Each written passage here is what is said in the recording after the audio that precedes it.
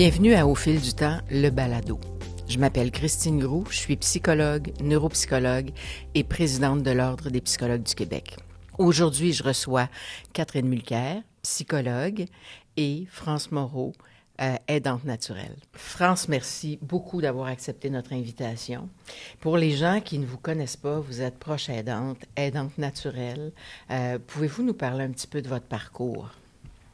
Oui, en fait, je suis devenue aidante naturelle par la force des choses. Mon père est décédé subitement.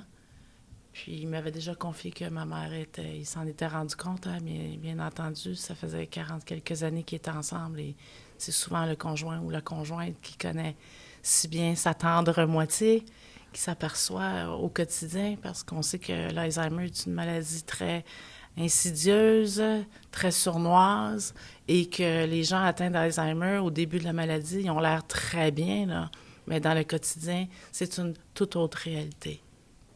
Tout à fait, puis le conjoint est souvent un facteur de protection aussi, hein, qui compense pour les difficultés, ça fait que ça paraît un petit peu plus tardivement.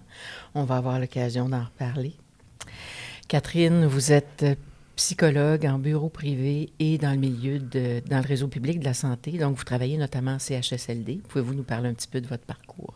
Oui, ça fait plus de 20 ans que je travaille en centre d'hébergement de soins de longue durée, les CHSLD, et je travaille dans 7 centres différents. Et oui, j'ai fait mon parcours surtout avec ces personnes-là auxquelles je me suis beaucoup attachée et à leur famille. Donc, je comprends la situation de Madame Moreau. Catherine, est-ce que vous pourriez nous dire, selon votre expérience, c'est quoi les étapes qui sont nécessaires à la décision de quitter la maison?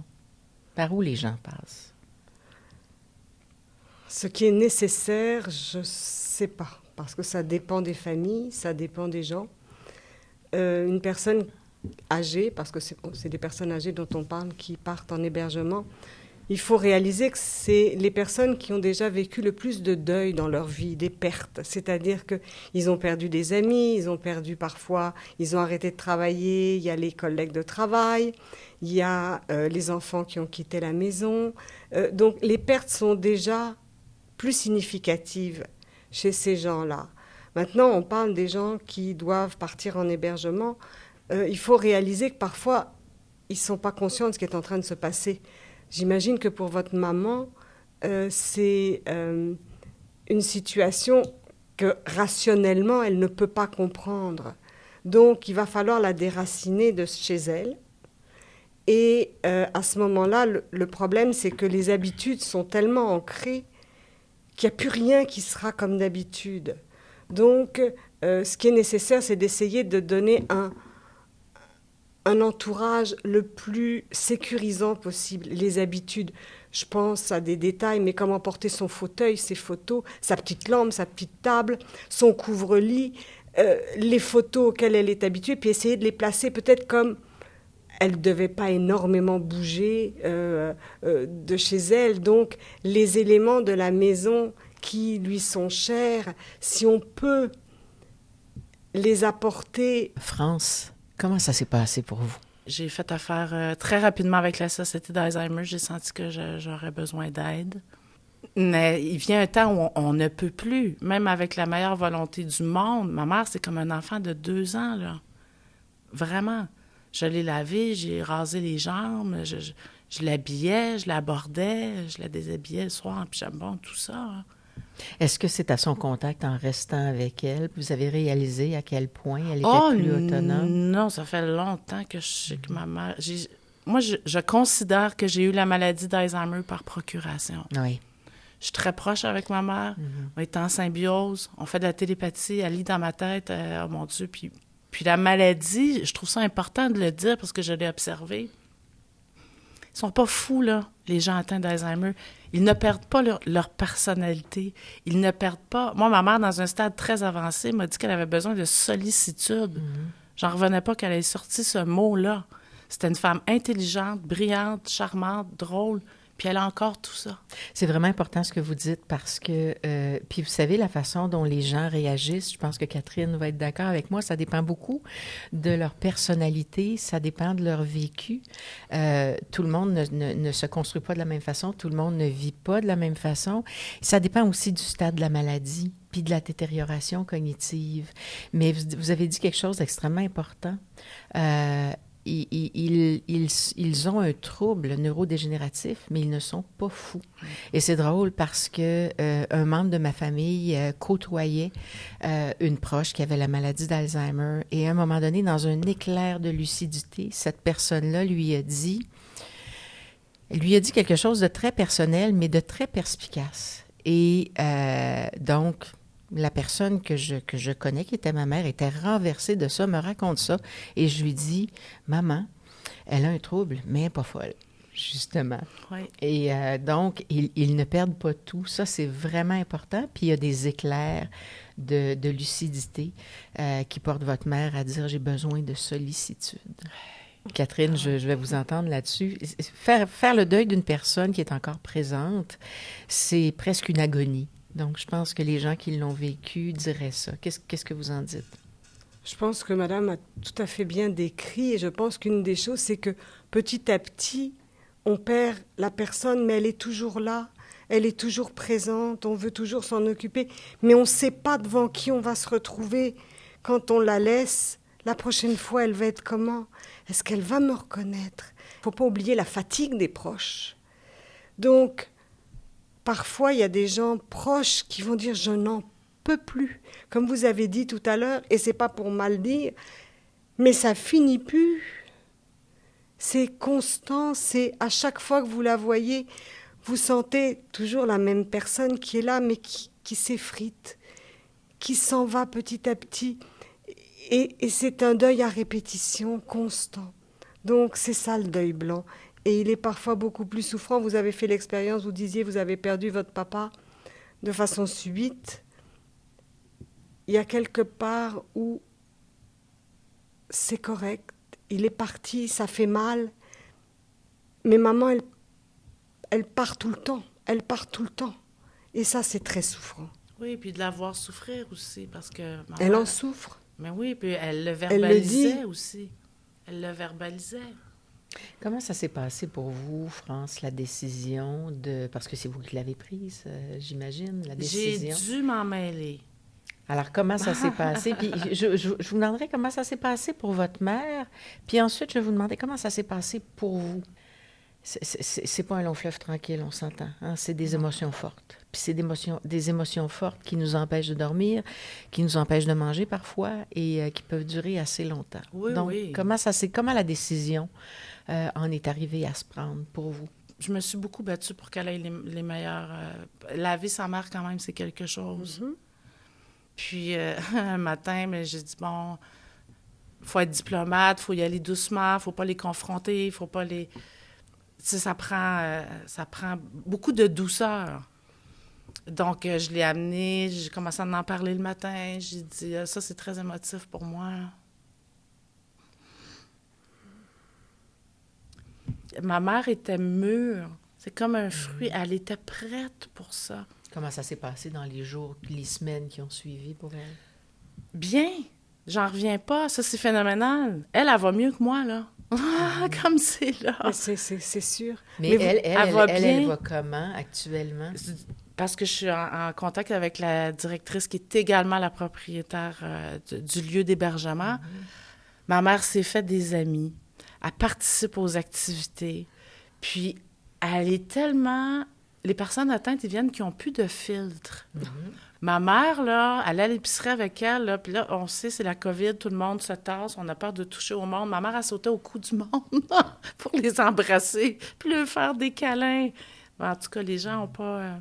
ils ont bien réagi, mais elle est très, très affectueuse, on dirait qu'elle a besoin de ça. Vous la sentez heureuse dans son nouveau milieu? Numéro 1. Et vous?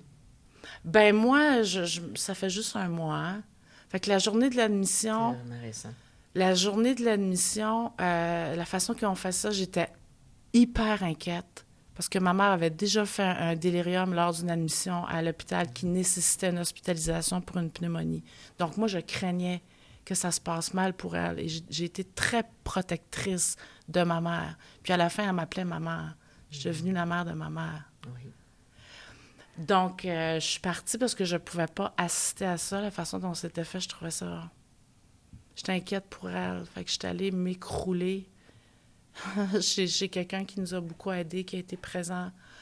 Puis j'ai été inquiète jusqu'au lendemain. Tu sais, cette partie-là n'était pas nécessaire. Puis maintenant, quand vous y allez, comment vous vous sentez? Je suis pas retournée. Quand elle est entrée un mardi, moi, j'étais pas capable de rester toute seule dans la maison. Non, c'est sûr. J'en parle et je suis émotive. C'est épouvantable. Ma mère était partout, ma mère était partout, donc, j'allais coucher chez des amis, puis moi, il fallait que je revienne chez nous, là. Bien sûr. J'habite à Rimouski. J'habitais pas dans le village qui était à 4 heures de route, là. Ah, mon Dieu, c'était épouvantable. J'étais plus capable, il fallait que je sorte de là.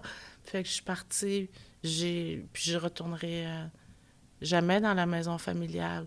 Donc, ça s'est fait d'une façon abrupte pour moi. Par contre, je me raccroche à ça. Ma mère... elle est bien. Puis elle savait, hein, la dernière nuit où je l'ai bordée, puis bon, mis son pyjama, c'est comme un enfant.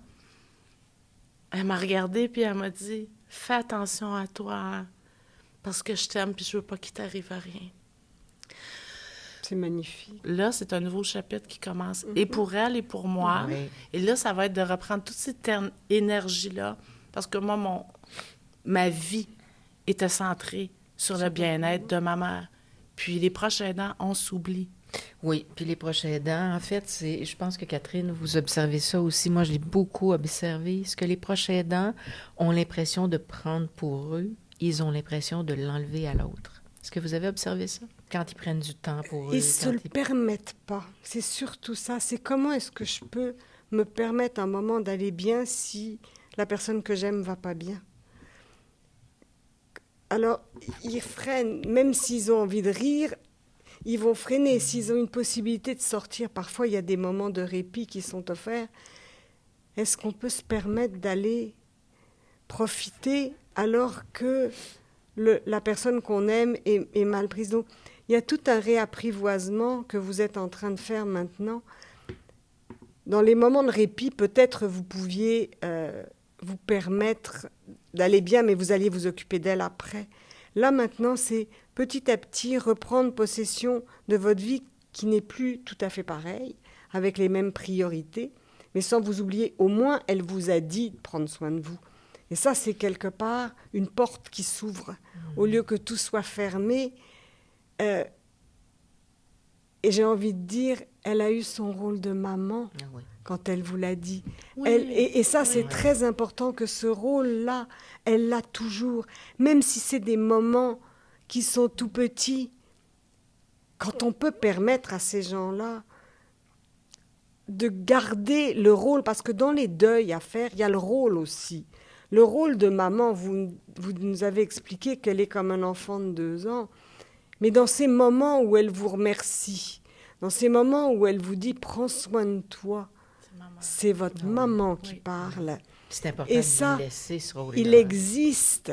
Et même si... D'abord, ça va vous faire du bien à vous, dans votre deuil blanc, jusqu'au deuil, mais dans votre vie personnelle. Mais elle, ça lui donne un sentiment aussi au moment où elle va voir sur le visage, parce que c'est très important de réaliser qu'ils perdent les mots, ils perdent... C'est pour ça que Sollicitude est magnifique quand elle vous l'a dit. Mais est important, ils vont réagir beaucoup plus avec l'instinct. En fait, France a souvent comparé sa mère à un enfant de 2 ans. Oui. Puis moi, je vous dirais que les gens âgés qui sont en perte cognitive significative sont effectivement... En fait, ils gardent une partie de ce qu'ils sont, comme adultes, comme mère, comme vous l'avez illustré. Mais il y a toute une partie, effectivement, où ils deviennent comme des enfants. Mais les enfants, c'est des capteurs d'ambiance, c'est des capteurs d'émotions, c'est des capteurs d'humeur. Et c'est ça qui reste. Puis même quand la personne a perdu sa cognition, quand elle a perdu la parole, c'est ça qui reste, c'est l'affectivité, c'est-à-dire c'est quand on lui prend les mains. J'avais un collègue qui était assez âgé, qui était psychologue et qui me parlait de son père, puis il disait, mon père ne me reconnaissait plus, ne se rappelait plus de moi, ne savait plus qui j'étais, mais quand j'y prenais les mains, au bout de 5 minutes, il m'appelait par mon prénom. Alors, c'est vraiment des capteurs d'affectivité. J'aimerais vous demander, France, qu'est-ce qui vous a aidé, vous, à vous adapter au cours du dernier mois? Qu'est-ce qui a été salutaire pour vous?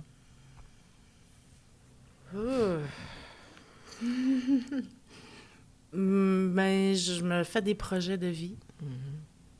Parce que comment je me sens, vraiment, puis ça, vous allez trouver l'image forte, là, mais je me sens décrucifiée.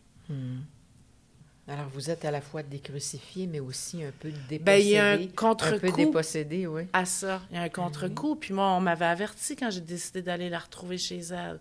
J'étais mon intervenante. Elle dit, je suis obligée de te dire, France, que tu es déjà en usure de compassion et tu risques le burn-out. Donc, oui, les proches aidants, il vient un temps où il faut se rendre compte. Puis n'hésitez pas à demander de l'aide. C'est le conseil que... Demandez du répit, allez voir tout ce qui peut vous être offert et demandez, quand on est habitué à porter ce fardeau tout seul ou toute seule, c'est vraiment difficile. Mais essayez de demander. Ouais. Puis ce qui déculpabilise beaucoup, parce que les gens tardent à le faire, hein, c'est l'image du masque à oxygène. Hein. On dit toujours que quand un avion dépressurise, puis qu'on a la charge des personnes, il faut vraiment mettre le masque sur son visage à soi, parce que si on tombe dans les pommes, on ne sauvera pas personne, on n'aidera pas personne. Puis c'est une image forte, ça, mais c'est une image vraie.